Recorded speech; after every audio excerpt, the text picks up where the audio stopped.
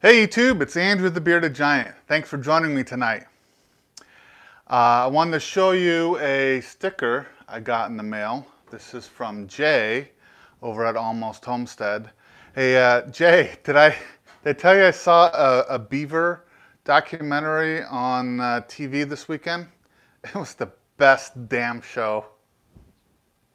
All right, so a couple new stickers. Let's try some fancy camera, what I can do. Okay.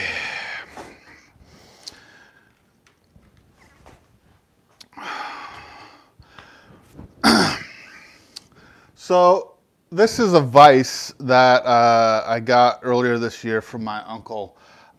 It's been really great. It's a 6-inch vise. It's really heavy duty, and I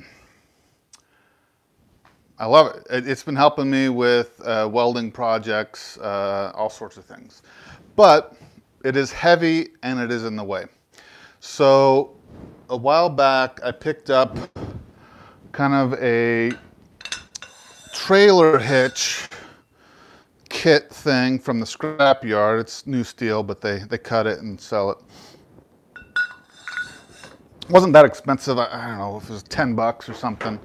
But the idea is I want to take this 2-inch square tube, the inner diameter one, and weld it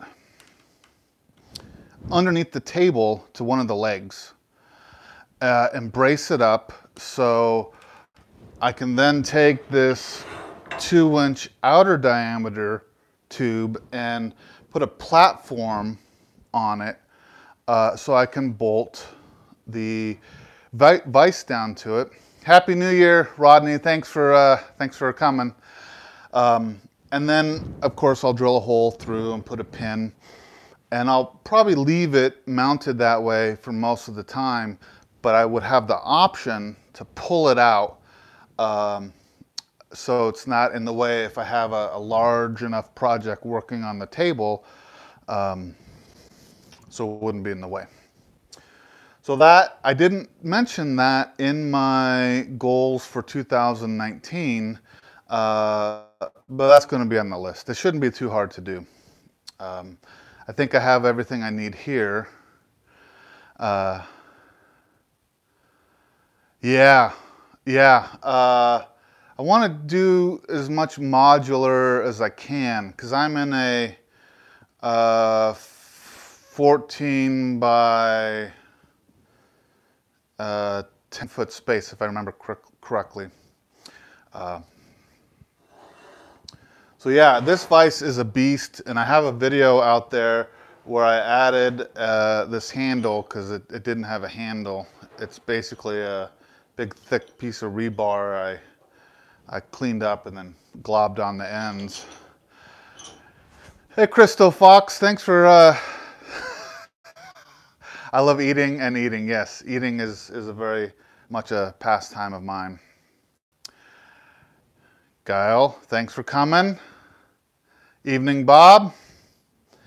Some of you may have missed my joke, but that's okay. I don't know if anyone really laughed or not, but I appreciated it. Jay, did you appreciate it? Jackie, thanks for coming. All right. So who was it that was wanting me to play the triangle? I quickly, before the video, clamped up some stuff here and hung my speed square on it. And I got my chipping hammer here. And let's give this a shot. Not too bad. Sounds good.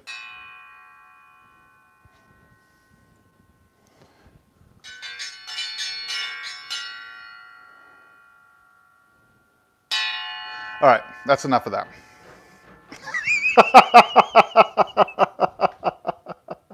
Encore, encore, okay. All right, one more.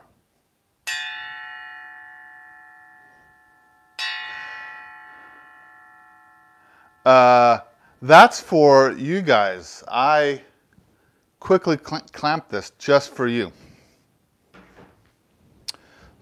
So there we go.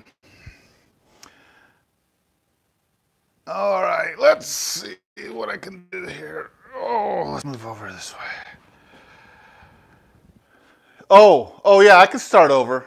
Yeah, no problem. Here, let me set the camera back up here. Yeah, I'll just, yeah, you guys don't mind, do you?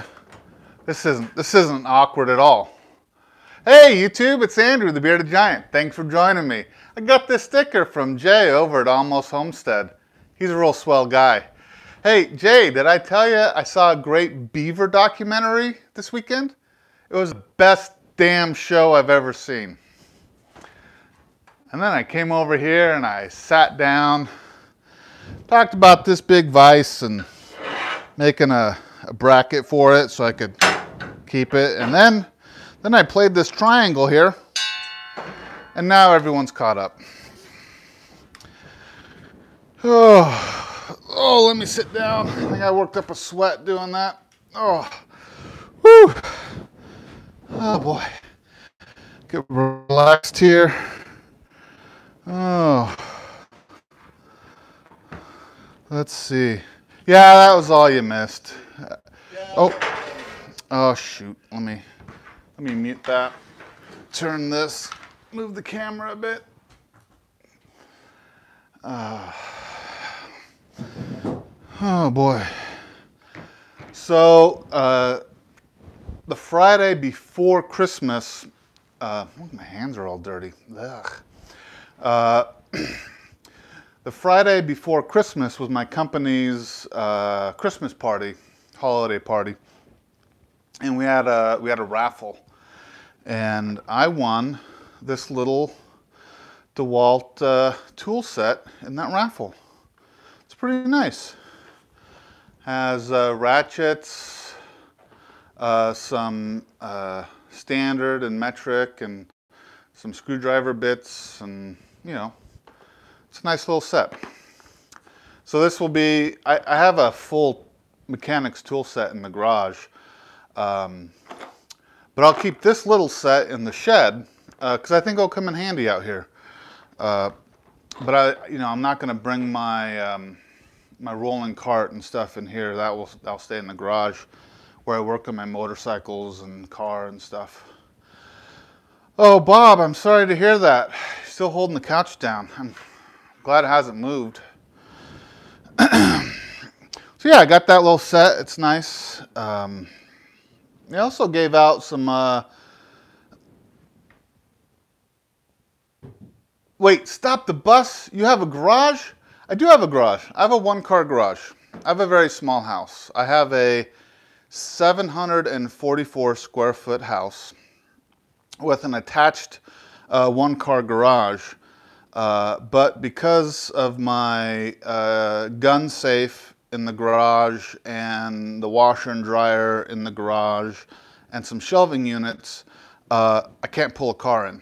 It's, you know, those things took up too much space. So that's where I park my motorcycles, and I have my tool chest, rolling tool chest and that sort of stuff, jacks and those things. So I can work on the bikes and use the tools for my old truck and stuff. So yeah, I do have... Hey! Thanks for coming. My secret admirer's here. Hey, that's fun. Yeah, last live stream I showed off my goodies. I could show them off real quick again, I suppose. From the live stream. Let me see how fast I can do it.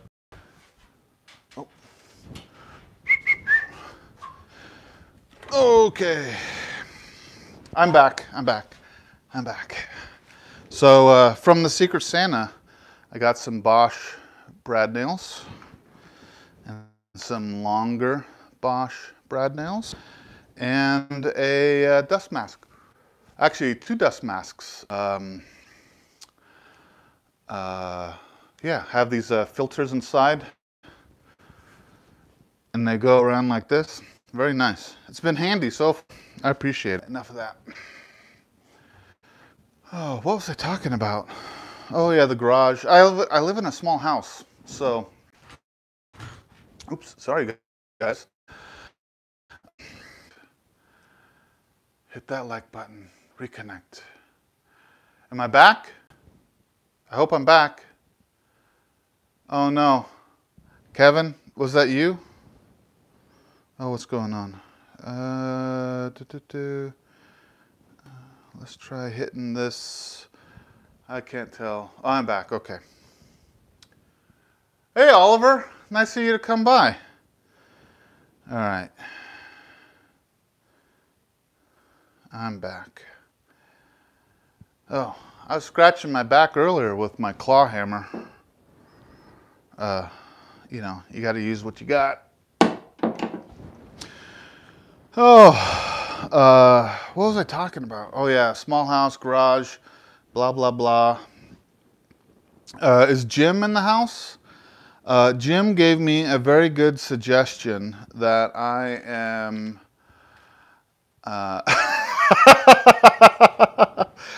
Jim gave me a very good suggestion for a shop project. So I was talking about oh, let's see if I can do this here. I was talking in my goals video about making an individual cart for the DeWalt saw and an individual cart for the Portal Cable chop saw. And Jim suggested doing a flip cart. So let me turn this back now. All right, so the saws would basically be butt to butt or bottom to bottom on a pivot point, and then you could flip them and lock them in, and that way it would take up just one cart footprint rather than two carts. And so I was doing some research. Let's see if you can see this. And here's my basic cart idea. It'll be on casters, and I have a pivot point here, and then you know, one saw up here and one saw down here, and then I can flip. But this I believe is the key to the whole thing, and that is called a pillow block bearing. And you know, I've seen them all over the place at work, but I've never known what the name of that thing is. It's basically something that you can put a shaft through, and it has bearings and it will spin.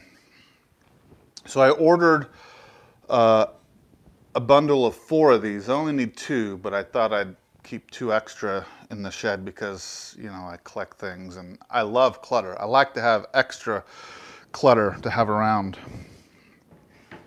And then I was going through my stuff, and I have some of these brackets here. I'm sure you've seen these before, where this little butterfly you can turn and it locks in to this. And then as you turn it, it tightens up. So I'm going to use, I have 4 of them, so I'll probably use 4 of them. On the sides, so once it pivots and rotates all the way around, I can lock it into place so it's stable. So I think the top portion I'll do will be wood, and then the rolling base will probably be steel, metal. I picked up, move this around, I picked up some lumber, 2 feet by 4 feet. I know I should have bought, it would have been more economical to buy a full sheet of plywood, but I'm not really set up to cut full sheets yet.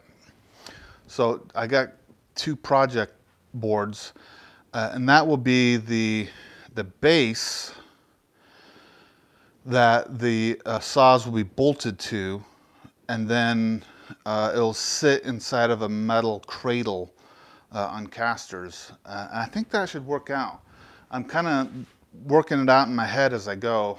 I've just, you know, ordered those block bearings, and then these. I found these in my junk, and they'll come in handy, I think. Oh, hey, let's see how many people we got so far. Oh, going the wrong way. Wow, I think we peaked out at 33 or something. That's awesome.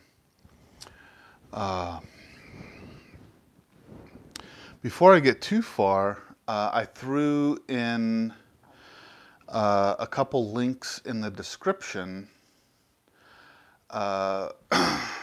One of them is for Sam's new channel, Green Acres Workshop.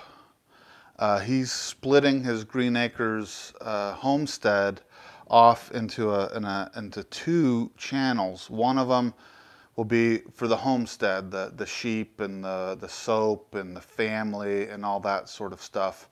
And then his other channel will be wood shop related or workshop related, which I'm really looking forward to, because you know, I'm a big fan of the whole shop project stuff. And in one of his videos, he was talking about making an awning outside his double doors, so he has just a touch more dry space. And I'm going to do the same thing in my shed. I've picked up some corrugated steel roofing, and I haven't decided if I'm going to weld an awning and then just screw the roofing to that, or if I'm going to build the awning out of wood. Haven't decided yet. But the idea is that I can work through those double doors, because my shop is only 14 feet long on the inside. And if you try to run a board down like an 8-foot board down a table saw, you need a minimum of 16 feet. You really need more than 16 feet. And I don't have that. So if I have an awning outside the doors, then I can run long goods out the door, or from outside inside, whichever way I want to go. So anyway, Sam and I have a similar project we're both going to do, and that's add an awning or a roof over the entrance to our shops or sheds. Yeah. So Sam, now you have to do that awning or roof, so we can have a little, maybe we get some other people and we could do a little playlist of people who've put awnings over their front entrance of their shops. Oh. I also put a link in the description for Kevin's new channel, Making Sawdust. He's doing a very similar thing to Sam, and that is he split off another channel for woodworking, and then he'll still have his homestead channel. So he'll have his Making Sawdust, which will be a focused shop project thing, you know, because he's an avid woodworker. And yeah, Dylan, that's great. You're working on your shop. Yeah, I don't think it ever ends, does it? You're always working on your shop, always making improvements or moving things around. I'm kind of in the beginning phases of this shop, because I just got it enclosed this year. All the shops I've had in the past were leased property that I had for my business. I had maybe a 500 square foot shop was my first one. And then I went to a 1,000 square foot shop in the industrial part of Portland. And then I outgrew that and went to a 1,000 square foot shop with an office. And then a buddy of mine was moving into a new shop, and he wanted a shop partner. And so we leased a 5,000 square foot shop with a very small storefront and office downstairs and office upstairs. I was a painting contractor and finish guy, so I took the upstairs office, and my buddy Greg was a welder who did railings and custom work like that, and he took the downstairs office so he could meet with clients and go over things.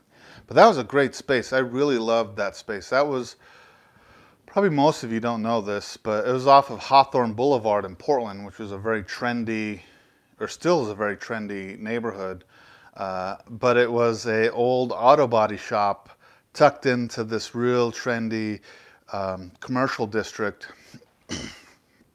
And it worked out great for us. I built a spray booth inside, and I had parking for my van and trucks and shelving units for all my painting equipment and ladders and scaffolding and whatnot. And then Greg had a whole big back area where he did his welding, and he could pull trucks in to load up his projects and take them to customers' houses and whatnot.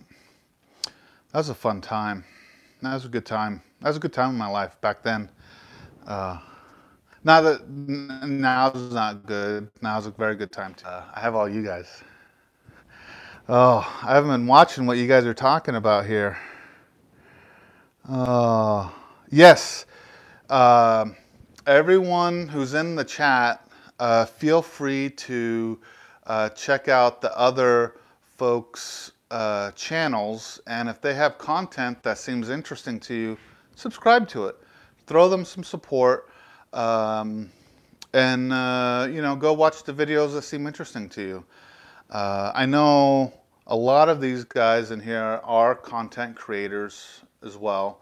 There's a few who aren't, but yeah, there's some really good people in here.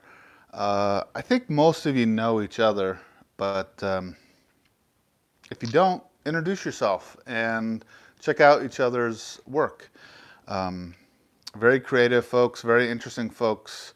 Some people doing all kinds of things. Renovating a school bus, renovating a bloodmobile bus. That's Prepsteader Bob and Big Family Homestead. They're gonna go out. Not really sure what you said there, but all right, I'll see you back later. They're starting up a program called Self-Reliant Roadshow. I'm Bub. I'm boring.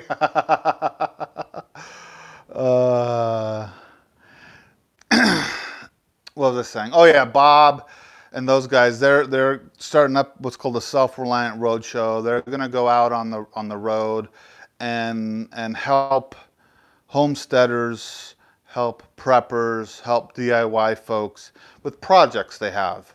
You know, I don't know, whether it's fixing up a shop or putting in a raised garden or getting that old tractor running, whatever.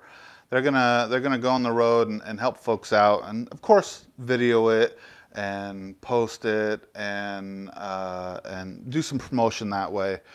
They are getting some corporate sponsors, which is really great. They're getting some community sponsors as well. I know there's some like a bus company, and I know there's a church who's sponsoring them, and they're reaching out to some tool vendors and whatnot, which is really cool.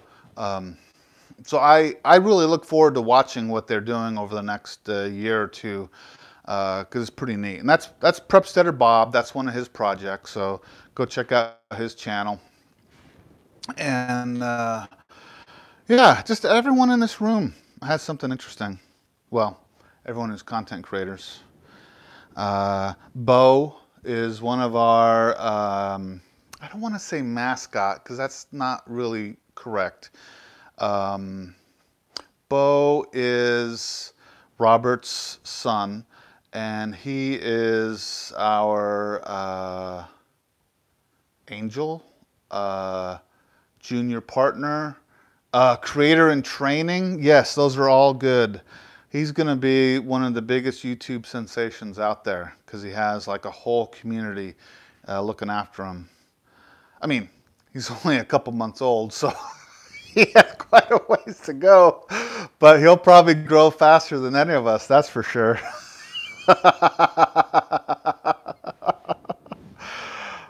Oh, what was I talking about? Oh yeah, support each other. Do that. What else I got going on?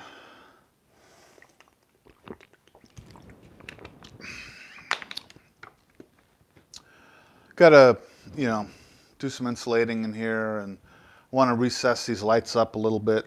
What's nice is I have a 9-foot ceiling in here to the bottom of the joists, which is cool because then I could flip 8-foot long stock over or stand up a sheet of plywood and not worry about it. I pulled out, let's see, I pulled out that pegboard there and hung that up. Not a huge fan of pegboard, but I had a 4x4 sheet of it hanging out. So I cut it in half and hung it up. So that'll be handy. And then I picked up 2 sets of these small bins over here. I've only put 1 set up, but I've put some, you know, sorted out some nuts and bolts and screws and put in there, and I'll hang up the other set when I get a little bit more comfortable with my setup. But this shelf here is probably, and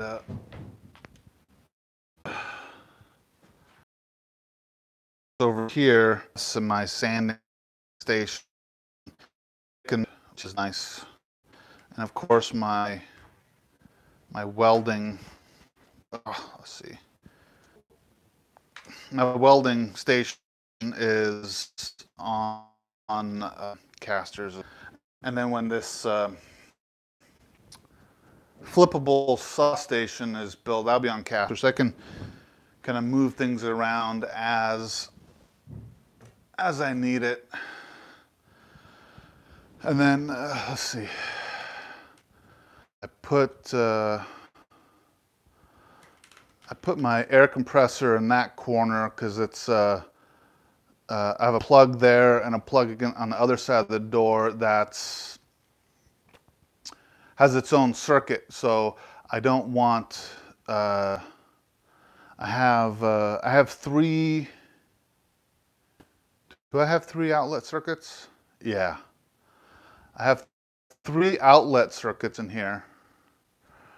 3 20-amp circuits, and I have them spaced around. So I do have 220 in the shop, and that's what I have my welder plugged into. So here, let's go over here, just show you. Let's see if I can do this without being too crazy. Yeah. So the red, yellow, and blue, those are each 20-amp circuits. And they're wall outlets, and they leapfrog around the room. So, and then I have 1 220 outlet down here that I run. I have my into, and then I have a 15-amp circuit that is these two wires up here. And that will be the lighting circuit. One of them is already ran down to just this switch, not the plug, but the switch. So that switch will control one of these pulled wires, and I'm going to have regular bulbs, like LED bulbs, kind of stationed throughout up in the rafters. And then the other 15 amp wire that's pulled is I'm going to put some outlets up in the rafters to plug these LED strips in. I have of these. Currently I'm only using 3 in here, but I will probably set 4 of them up evenly spaced throughout the shop, and they'll be on pull cords, so I can turn them on and off individually, but they plug right into an outlet, so I'll have a 15 amp outlet. So all the lighting will be LED. So the tubes are LED, and then I'll have, I think I was planning on 3 bulbs running on each side of the shed, and those will just be, you know, incandescent style, but you know, LED bulbs, and that'll be on the light switch itself. Yeah, LED lasts a long time. I remember when they first came out, they were so expensive. Wow, 16 4-foot LED bulbs. Yeah, that's quite a bit. I think your shop's a little bigger than mine though, Kevin. So yeah, I will end up having plenty of light, and I will probably, for specific projects, I will probably have some clamp lighting with some LED bulbs. Let's see if I can pull this down.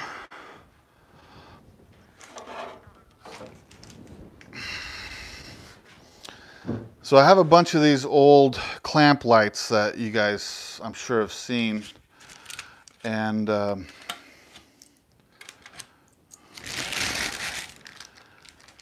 painted the inside with flat white paint.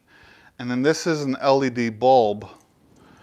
And then if I put this, I don't know what it's called, parchment paper. It's the paper that you can put in an oven. I put this over this, and it gives, no, it's not wax paper, because the wax would melt. This is, I think you put it down like on cookie trays, and you can cook cookies on them. Parchment paper, yeah. Anyway, between the flat white paint inside and this parchment paper, it gives a really soft light.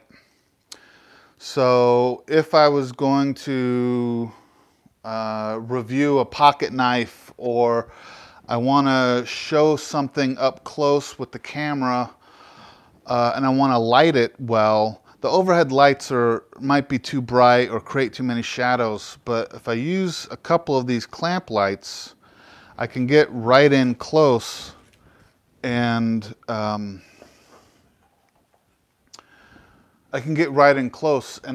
provide pretty good lighting that isn't distorted on camera. And if I do it on the workbench, I can obviously clamp some brackets and stuff and have swing arms and whatnot. And I think that'll be fun. Let's see, I saw Gary poke his head in. They're going to rehearsal. Hi Gary, thanks for coming, and good night.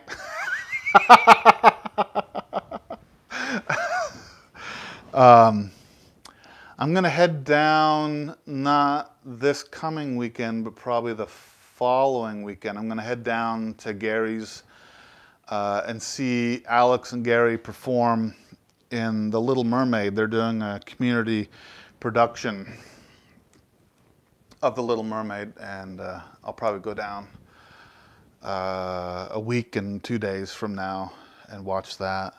And we were talking about maybe doing a quick first time welding video with Gary. Set up his flux core and gonna do like a bracket or something real simple, just so he can get fired up with that welding. Yeah.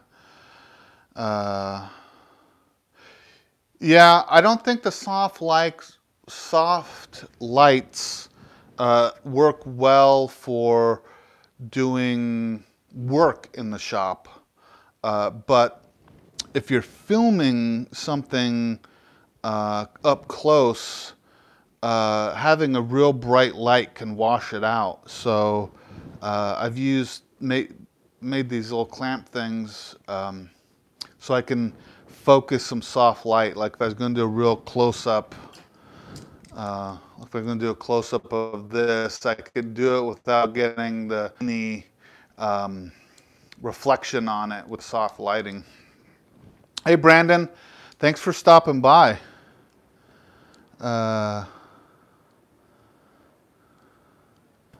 Light temperature on my lights.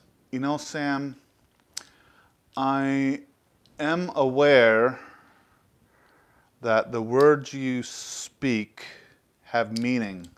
I just don't exactly know what you're saying. I know that the different I know that light has different hues to it, and you can have like a light with a lot of red in it, or a light with a lot of green in it, and of course lumens, whatnot. But yeah, I haven't.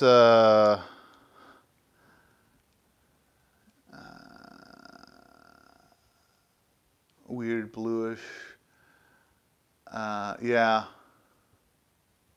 Yeah, Sam, I'll have to talk to you more about that. I am, I don't want to say ignorant, but I am unlearned in the way of lighting. I just know bright lights wash things out and soft lights don't. that's what I know. Oh.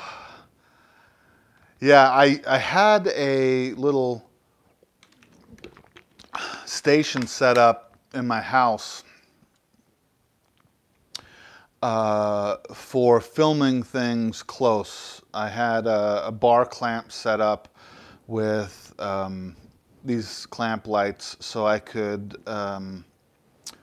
film cleaning a handgun or reviewing a knife, those sort of things. And it worked pretty well. I'll probably figure out a way to do that sort of thing out here in the shed.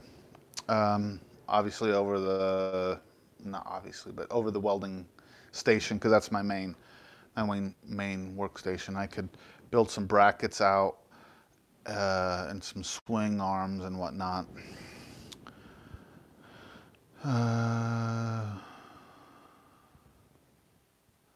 Yeah. So that TV commercial I was in, the Oregon Lottery commercial, it took all day to film it. 10 hours maybe. We were on set. And it was at someone's house. They leased or rented a family's house.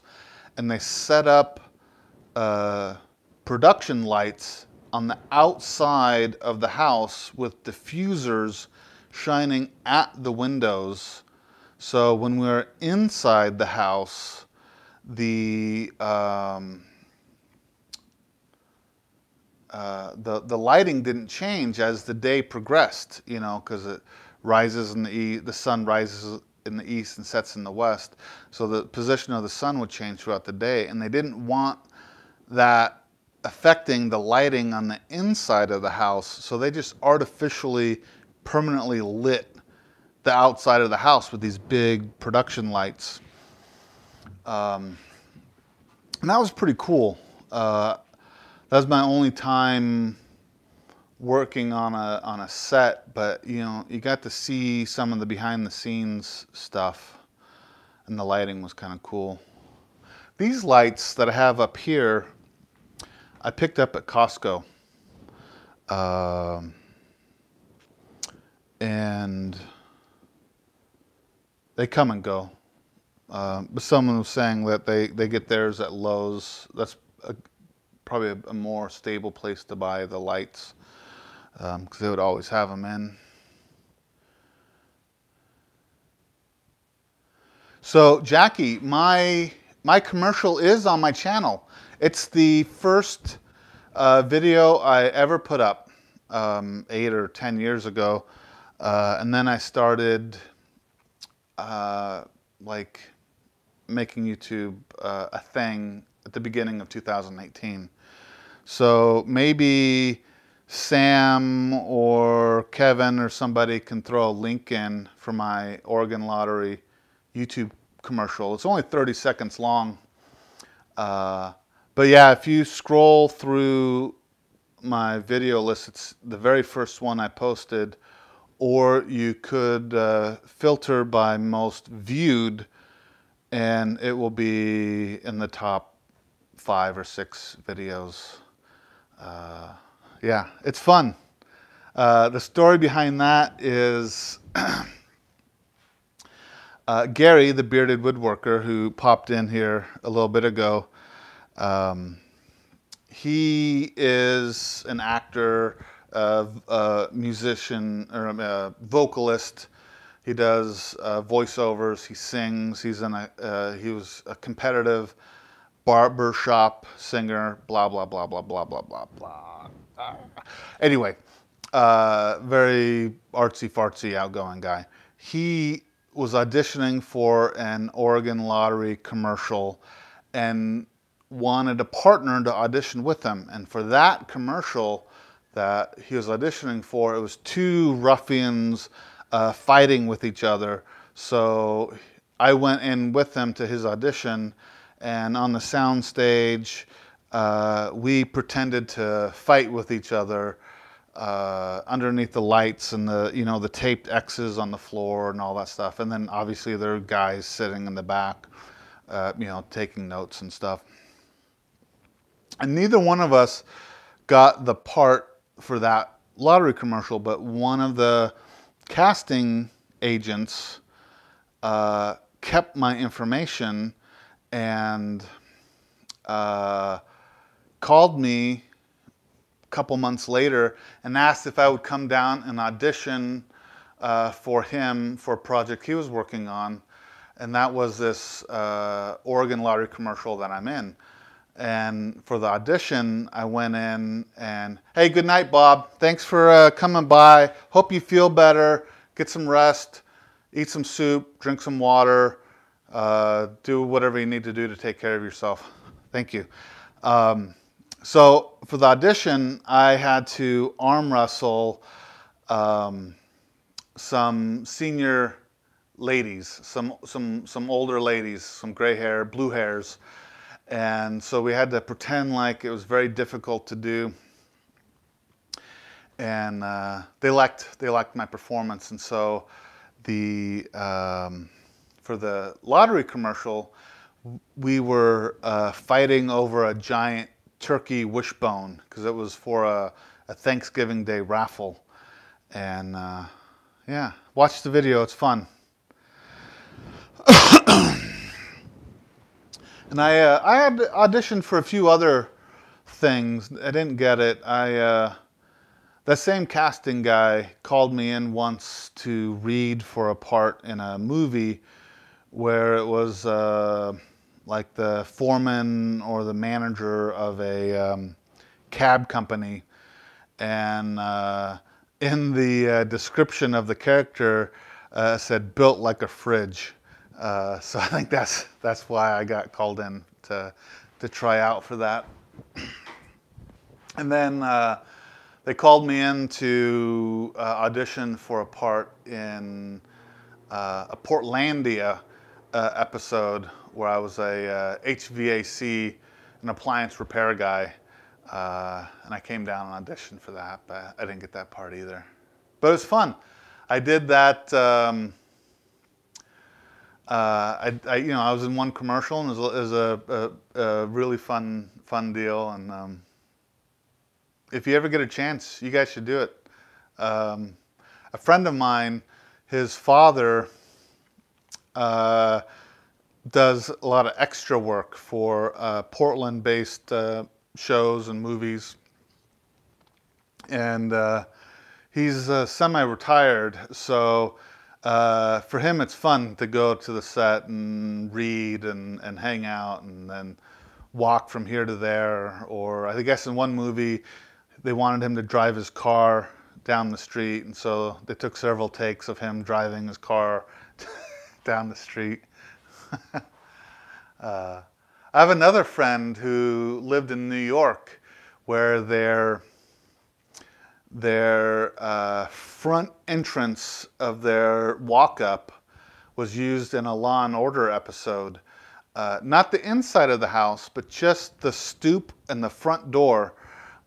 So they got paid for the camera crew to come and for the actors to like walk up and knock on the door and talk or whatever. But that's it. The front of their house was in a Law and Order TV show. That's kind of neat. Have you guys, any of you guys have been in commercials or TV shows or childhood modeling of department store clothes? Anyway, is anyone still here with me? Am I talking to an empty room? It's okay if I am. Hopefully someone else will watch this later. Oh, so anyway, what I was getting back to is family. Oh yeah, a child model. Yeah.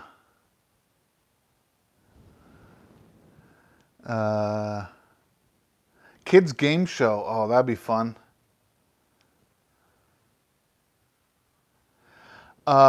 So for the Screen Actors Guild, I did not have to join. The requirement is a dollar value. So I don't remember what it is, but if you are paid more than $5,000 in a year, something, I'm just making that up. It could be 10,000, could be 15, I don't know. But if you break a certain threshold, then you need to join the Screen Actors Guild. But because I was only doing one commercial, and I think I was paid $1,200 or something for one day's worth of work, which is pretty good. And I have a great story and fun experience. I didn't have to join, but I had to fill out a form saying I would if I continue to do additional work. And because it was a seasonal commercial, and it was going to be a limited run, I did not get paid residuals, but they calculated what those residuals would be and just paid it all up front. And that's why I got cut a check for like $1,200. But people like Flo, that's her character in the Progressive commercials, she must be making like some real serious money, because you get paid each time. You get a residual payment or a small payment for each time that is aired in different marketplaces. So you know, you get paid a certain rate if it's aired in the Portland metro area or in the Los Angeles area or in Denver or wherever. Good night, Brandon. Thanks for stopping by. So, and those commercials that she's in are played so often. She's got to make some real serious money. Because just that limited thing I did, where it was just one day's worth of work, and it only aired for like 6 weeks on the local, you know, channels, because it was Oregon Lottery for a Thanksgiving Day raffle. I made $1,200. So if that was a national thing, you know, that's so many more markets and played for much longer. You could really make a living at it if that was your thing and you did it often enough. I suppose that's why some of the movie actors will do TV commercials just to fill in, like that that guy who does the Chrysler ads, and some baseball guys do Chevy truck ads and different things. You know, they're probably making more than the base Screen Actors Guild's wage, because they are you know, more desirable folks, but then they get the residuals. Yeah, so the Oregon Lottery commercial I was in like 10 years ago is on my YouTube channel. It is, Sam put a link up earlier in the description here, or in the chat room, but you could go to my YouTube page and go to my video list and just scroll through to the bottom. It's my very first video I ever put up. And you can watch it. It's a 30-second commercial. It's fun. It's funny. I enjoyed it. At a couple of company meetings, someone pulled up that commercial and showed it, broadcast it on the. Hey, good night, Sam. Thanks for coming by, and I'll talk with you on content creators. For those of you who are YouTube creators or Facebook folk or Instagram or Twitter or blogs, whatever you do, moto vlogs, vlogs, come check out Content Creators. There's a link in my description for it somewhere, and it's like it's on a Discord server, and we talk about you know, making content. So earlier today I posted asking some questions on how to create a certain link for Amazon, because I wanted to put links, Amazon links, in my description, and some guys helped me out with that. But we also talk non-content stuff too. We have a general page where we talk about pie and ice cream, just random stuff. But we definitely have resources that we chat with each other about as far as our primary hobby of YouTube or vlogs or whatever everyone else does. There's a gaming guy in the thing, and there's some bunch of folks. Yeah, good. And like I said, there's a link in the description of this live stream. There's a link in there somewhere. So I think we're getting close to an hour.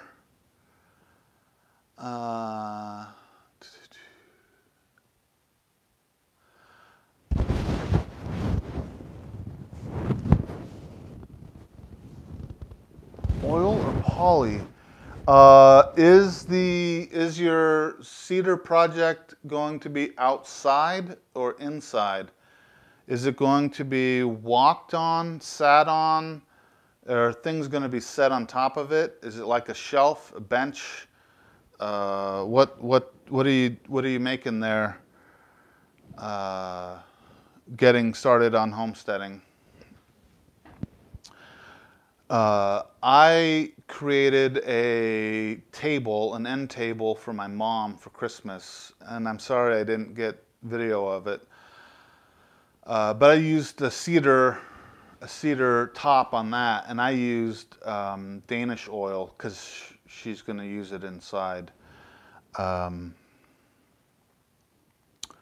So Polly probably won't.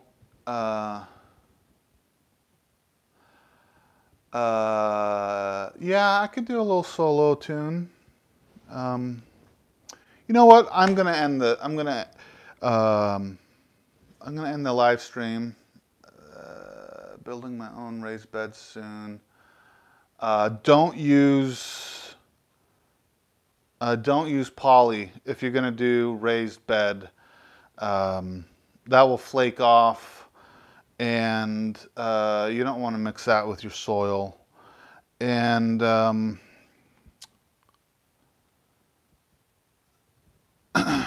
oh, that's something else. Yeah, use untreated lumber for your raised beds. You don't want chemically treated lumber. You don't want any of that leaching into your soil for raised beds. And for the project that's going to be inside, you can use poly if you want. Now remember, cedar is a soft wood, and poly will create a hard surface over it, and so the coating will be much harder than the wood, so it will do more than dent. It will probably crack. So if you I don't know why you do it, but let's say you hit it with something sharp, you could probably crack that poly, and then it will start to flake off. So you kind of want to match the hardness of the coating to the hardness of the wood. So if you had like an oak or a maybe maple, something a harder wood, you can get away with poly. But since it's cedar, you probably should stick with the oil. So if something does hit it, it will just dent and not flake. Hi Mom, thanks for coming by. You're coming up right at the very end of the live stream, and I was about to sign off. But you know what? For all those of you who came in late, what's wonderful is you can just watch it from the beginning, later tonight or tomorrow or next weekend, and you can catch up on everything. So thanks all for stopping by, and as someone requested, I will see what I can do to do a little outro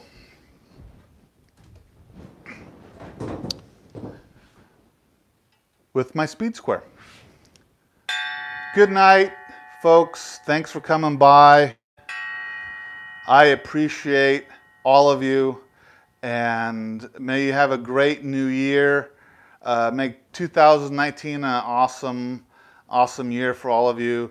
I know I'm gonna have some good content this year, and thank you all. I feel silly doing this, but you guys requested it, so it's here for you.